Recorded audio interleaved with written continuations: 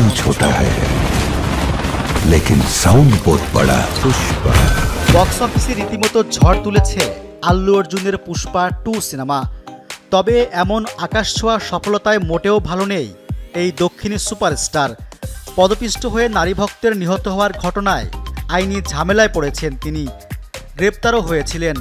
এখন জামিনে থাকলেও দুষ্কৃতিকারীদের রোশনালে পড়েছেন অভিনেতা।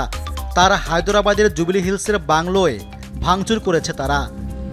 এই ঘটনার পর আল্লু অর্জুনের ছেলে মেয়েকে তাদের দাদার বাসায় পাঠানো হয়েছে।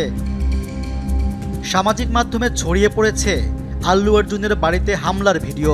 সেখানে দেখা গেছে বিক্ষোভকারীরা বাংলোর ভেতর ঢুকে সম্পত্তি নষ্ট করেছে, বাড়ির ভেতরে ফুলের টব ভাঙচুর করেছে, বাসা লক্ষ্য করে আক্রমণকারীরা টমেটো ছুঁড়েছে, তার বিরুদ্ধে নানা স্লোগান দিয়েছে। নিরাপত্তারক্ষীরা হামলাকারীদের বাধা দিতে গেলে তুমুল উত্তেজনার সৃষ্টি হয়েছিল। হামলাকারীদের দাবি ছিল সন্ধ্যা থিয়েটারে পদদলিত হয়ে রেবতীর মৃত্যুর জন্য আল্লু অর্জুনকে 1 কোটি রুপি ক্ষতিপূরণ দিতে হবে। অভিনেতার বাড়িতে ভাঙচুরের খবর পেয়েই তৎক্ষণাৎ ছুটে যায় স্থানীয় পুলিশ।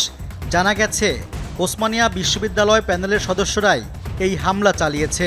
ঘটনায় 8 জনকে আটক করা হয়েছে।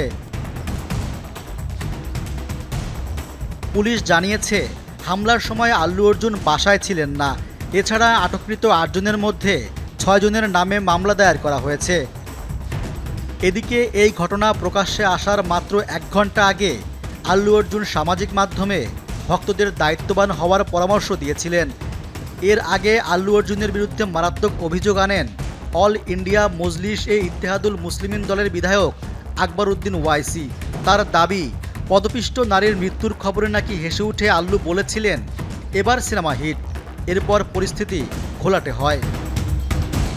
ঘটনার সূত্রপাত 4 ডিসেম্বর।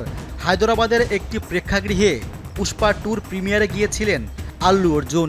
সেখানে পৌঁছাতে দর্শক এবং অনুরাগীদের মধ্যে হুড়োহুড়ি শুরু হয়ে যায়। ভিড়ের চাপে ভেঙে পড়ে প্রেক্ষাগৃহের মূল গেট। সেই সময় পদপিষ্ট হয়ে রেবতী নামের এক নারী নিহত হন।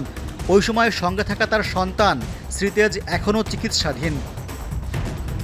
আল্লু অর্জুনের বিরুদ্ধে অভিযোগ, তিনি পুলিশের অনুমতি না নিয়ে হঠাৎই থিয়েটারে গিয়েছিলেন।